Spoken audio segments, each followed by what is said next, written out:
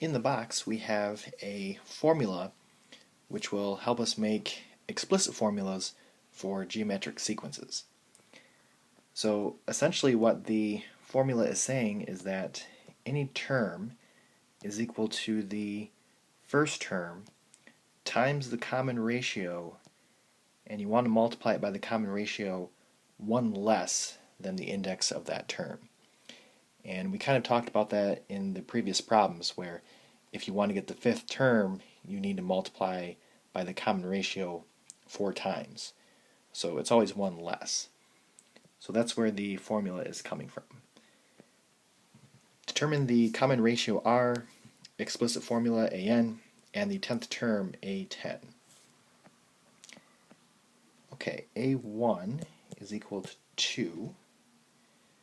My common ratio is 3 because I'm multiplying by 3 every time. So my explicit formula is going to be 2 times 3 to the n minus 1.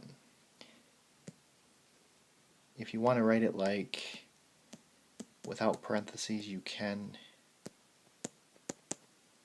Just don't combine the 2 and the 3 into a 6, because we can't do that because of order of operations. Okay, so I still need to find the 10th term, so I need to plug in 10, and A10 is equal to 39,366.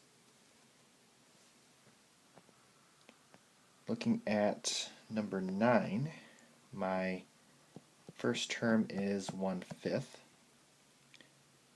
My common ratio is 5 because I'm multiplying by 5 each time to get to the next term. So my formula, my explicit formula, is 1/5 times 5 raised to the n minus 1.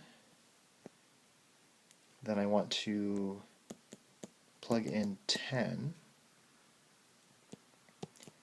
and a 10 is equal to 390,625.